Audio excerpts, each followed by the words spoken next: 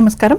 ప్రజాస్వామ్య భావాలతో ప్రజల కోసం నియంతృత్వాన్ని, రాచరిక వ్యవస్థను ఎదిరించి 1400 సంవత్సరాల క్రితం అరబ్ దేశంలో అసువులు బాసిన ఇమాం హుస్సేన్ హసాన్ల జ్ఞాపకార్థం మొహరంను తణుకు ప్రాంతంలోని ముస్లిం సోదరులు విషాద దినంగా శుక్రవారం పాటించారు. ఇస్లాం వ్యవస్థలో విశిష్ట విషాద సంఘటనగా పేర్కొనే ఈ అంశానికి సంబంధించిన కథనాన్ని టీసీఎన్ అందిస్తోంది. ముస్లింల త్యాగానికి ప్రతీకగా భావించే మొహరంను నెలలో మాంసాహారం ముట్టకుండా పవిత్రంగా జరుపుకుంటారు.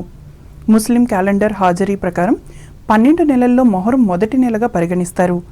ఈ నెలలో నెలవంక కనిపించిన 3వ రోజు నుంచి మొహరం ఉత్సవాలను ప్రారంభిస్తారు. ఇస్లాం మతధర్మం కోసం దేవుని మార్గంలో పయనించి ప్రాణాలర్పించిన త్యాగమూర్తిగా హజరత్ ఇమాం హుస్సేన్ నిలిచాడని ముస్లింల నమ్మకం. ఇందులో భాగంగా మహమ్మద్ ప్రవక్త మునిమనవడైన హుస్సేన్ను స్మరించుకుంటూ ఈ కార్యక్రమాలను నిర్వహించడం ఆనవాయితీగా వస్తున్నది. కాగా మొహరానికి పేర్ల పండుగ అనే పేరు కూడా ఉంది. ఈ నేపథ్యంలోనే పట్టణంలోని పాత ఊరికి చెందిన నూర్ మసీద్లో ముస్లిం సోదరులు నమాజ్ చేసి సంప్రదాయాన్ని పాటించారు. ఈ సందర్భంగా మసీద్ గురువైన సయ్యద్ సాదిక్ మాట్లాడుతూ మొహరంనకు ఉన్న ప్రాధాన్యతను వివరించారు. ఈ మొహరం గురించి ఎన్నో శుభకార్యాలు జరిగినటువంటి నెల.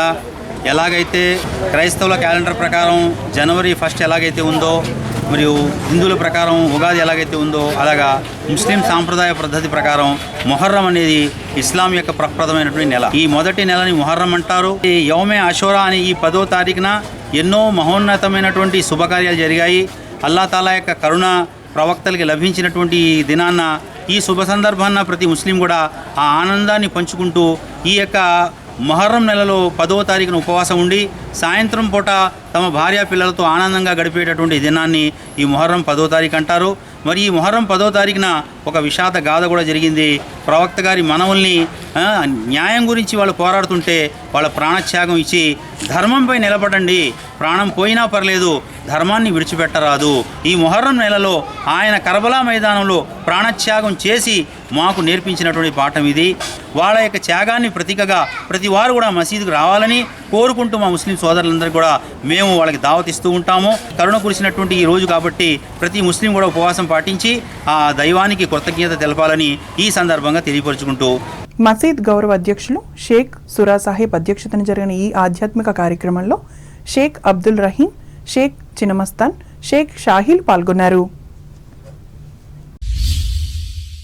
తణుకు రైల్వే స్టేషన్ రోడ్లో వృద్ధుల కోసం ఆవిర్భవించిన అమ్మనాంబ ఆశ్రమం నిర్వాహకులు సాధుమాత శాంతమ్మ మృతి సమాజానికి తీరని లోటని ఈ సంస్థ అధ్యక్షులు పెద్దాడు హరిబాబు పేర్కొంటూ నివాళులర్పించారు. ఆశ్రమం ప్రాంగణంలో శుక్రవారం నిర్వహించిన సంతాప సభలో ఆయన పాల్గొని మాట్లాడారు.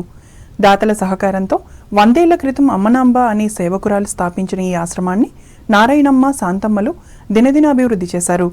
ఈ సంస్థలో వృద్ధులకు రక్షణను ఇవ్వడమే కాకుండా నిత్యం హనుమాన్ చాలీసా, విష్ణు సహస్రనామం లాంటి ఆధ్యాత్మిక కార్యక్రమాలను నిర్వహిస్తున్నట్లు హరిబాబు చెప్పారు.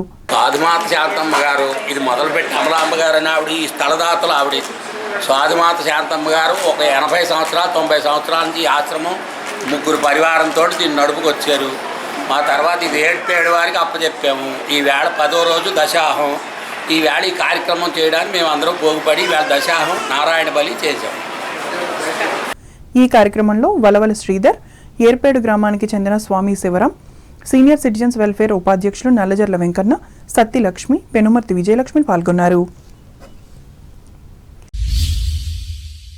ఈ నెల 27వ తేదీ సాయంత్రం 5 గంటలకు చిట్టూరి ఇంద్రయ్య ప్రభుత్వ డిగ్రీ కళాశాల సభా మందిరంలో ప్రజాస్వామ్య విలువలు, పౌర సమాజం అనే అంశంపై సమావేశాన్ని ఏర్పాటు చేసినట్లు ప్రముఖ సామాజికవేత్త డివివిఎస్ వర్మ శుక్రవారం తెలిపారు. జన విజ్ఞాన వేదిక వ్యవస్థాపక అధ్యక్షులు డాక్టర్ వి బ్రహ్మారెడ్డి ముఖ్య అతిథిగా పాల్గొని ప్రసంగించే ఈ సభకు ఆసక్తిగల ప్రజలంతా పాల్గొని జయప్రదం చేయాలని ఆయన కోరారు. ఉద్యాన పంటల సాగుకు కేంద్ర రాష్ట్ర ప్రభుత్వాలు అనేక ప్రోత్సాహకాలను అందిస్తున్నాయని, వాటిని సద్వినియోగం చేసుకుని రైతులు లబ్ధి పొందాలని కేంద్ర ఉక్కు భారీ పరిశ్రమల శాఖ సహాయ మంత్రి భూపతిరాజు శ్రీనివాస్ వర్మ సూచించారు. తాడేపల్లిగూడెం మండలం వెంకటరామన్నగూడెం గ్రామంలో గల డాక్టర్ వైఎస్ఆర్ హార్టికల్చర్ యూనివర్సిటీ 19వ వ్యవస్థాపక దినోత్సవ వేడుకల్లో ఆయన ముఖ్య అతిథిగా పాల్గొని మాట్లాడారు. క్యాంపస్లోని క్రీడా మైదానంలో శుక్రవారం జరిగిన ఈ కార్యక్రమానికి ఉద్యాన వర్సిటీ పాలక మండలి చైర్మన్, ఉపకులపతి డాక్టర్ కట్టుపల్లి ధనుంజయరావు అధ్యక్షత వహించారు.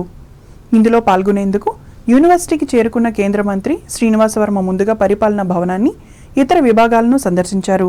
నిధులు విడుదల కాక మధ్యలో ఆగిపోయిన ఆడిటోరియం భవనాన్ని పరిశీలించారు. దీనిని పూర్తి చేసేందుకు అవసరమైన నిధులను తీసుకురావడానికి తన వంతు ప్రయత్నం చేస్తానని హామీ ఇచ్చారు.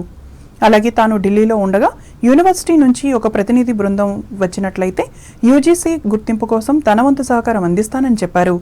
ఈ సందర్భంగా ఏర్పాటు చేసిన ఉద్యాన ఉత్పత్తుల స్టాల్స్ ను కేంద్ర మంత్రి శ్రీనివాస వర్మ ప్రారంభించి తిలకించారు. దేశంలో ఉన్నటువంటి హార్టికల్చరల్ యూనివర్సిటీలో ఒక మంచి యూనివర్సిటీగా గుర్తింపు ఉండదనేటువంటి విషయాన్ని దయచేసి ఇక్కడ ఉన్నటువంటి విద్యార్థులంతా కూడా గమనించాలి. ఈ 19 సంవత్సరాల కాలంలో ఈ విశ్వవిద్యాలయం రాష్ట్ర స్థాయిలో, జాతీయ స్థాయిలో అనేక మైలురాళ్లను అధిగమించి ఈ స్థాయికి చేరింది అనేటువంటి విషయం మనమంతా కూడా గమనించాలి. ఈ విధంగా ఎవరైతే రైతులు ఉన్నారో వారందరికీ కూడా ఆధునిక పరిజ్ఞానాన్ని, వేళ వ్యవసాయంలో టెక్నాలజీ పెరిగింది, వేళ అగ్రికల్చర్ ఇంజనీరింగ్ వచ్చింది. ఏ సమయంలో, ఏ నేలలో, ఏ మట్టిలో ఏ రకమైనటువంటి పంట పండించాలి, ఏ రకమైనటువంటి పంట పండిస్తే ఉత్పత్తి బాగుంటుంది, ఏ రకమైన వెజిటబుల్స్ కానీ లేకపోతే పువ్వులు కానివ్వండి ఏదైతే పండిస్తే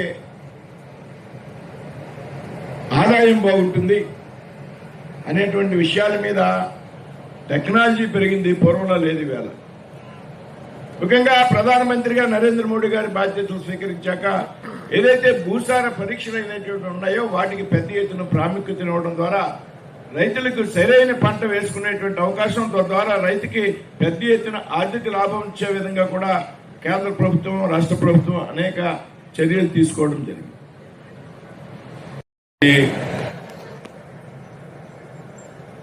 ఈ యూనివర్సిటీ ఆ తరువాత కాలంలో వైఎస్ఆర్ హార్టికల్చర్ యూనివర్సిటీగా మారి దినదినాభివృద్ధి చెంది ఈవేళ ఒక ఉన్నతమైనటువంటి స్థానంలో ఉన్నది అనేటువంటి విషయాన్ని మనమంతా కూడా.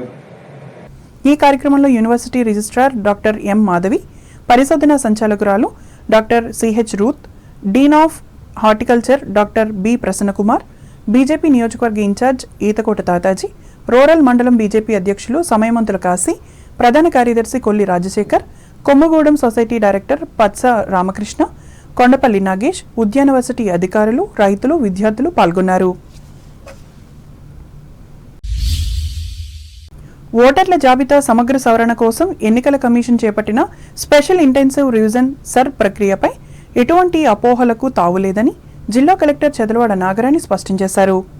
తాడేపల్లిగూడెం పట్టణంలోని వివిధ ప్రాంతాలలో శుక్రవారం ఆమె పర్యటించి ఈ కార్యక్రమాన్ని పరిశీలించి తనిఖీ చేశారు. ఈ సందర్భంగా కలెక్టర్ మాట్లాడుతూ పారదర్శకతతో కూడిన స్వచ్ఛమైన ఓటర్ల జాబితా తయారు చేయడం జరుగుతుందన్నారు. అర్హులైన ప్రతి ఒక్కరికి ఓటు హక్కు కల్పిస్తామన్నారు. అనర్హులను తొలగించడం జరుగుతుందన్నారు.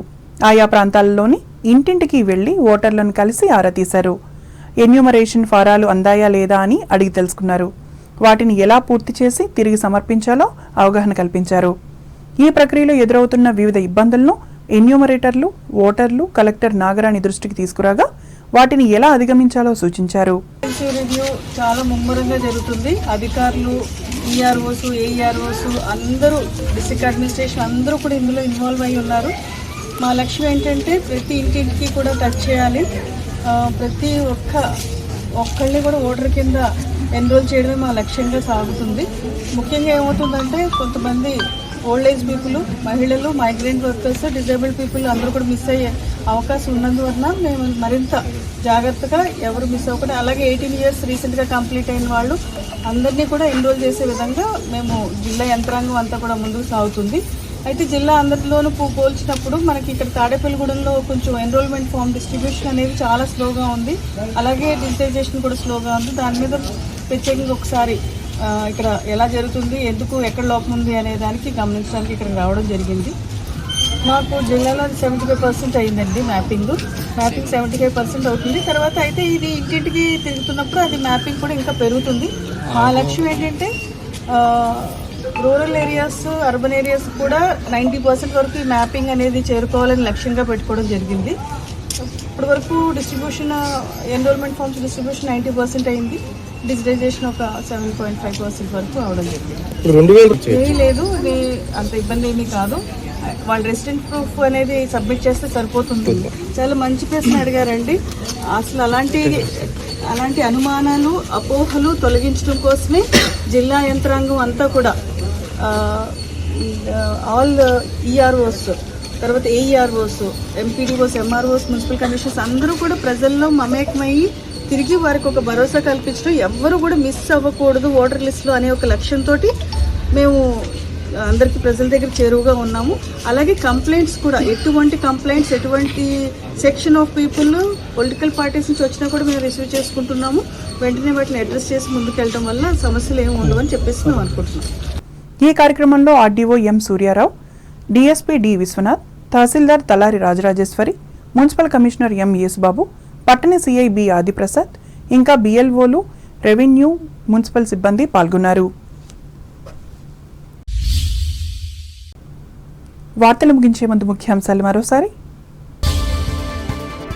గ్రామాల అభివృద్ధికి కట్టుబడి ఉన్న కూటమి ప్రభుత్వం. భీమవరం మండలంలో స్పష్టం చేసిన ఎమ్మెల్యే పులపర్తి, పేదలకు ఇళ్ల స్థలాలు ఇస్తామని హామీ. మహిళల స్వయం అభివృద్ధి ద్వారానే సమాజ ప్రగతి. భీమవరం తెలుగుదేశం కార్యాలయంలో పేర్కొన్న మాజీ MP Seetharamalakshmi. Tanuku old town రోడ్ల నిర్మాణ పనులను పరిశీలించిన ఎమ్మెల్యే ఆర్మిల్లి, వెంట ఉన్న మున్సిపల్ మాజీ చైర్మన్ పరిమి. సమాజ సేవకు దోహదపడుతున్న లైనిజం. తణుకు స్వర్ణ లయన్స్ క్లబ్లో సభలో స్పష్టం చేసిన ఎమ్మెల్సీ రవీంద్రనాథ్. మానసిక ఆందోళనను సృష్టిస్తున్న మాదక ద్రవ్యాలు. తణుకులో చెప్పిన మానసిక వైద్య నిపుణులు రమేష్ కుమార్.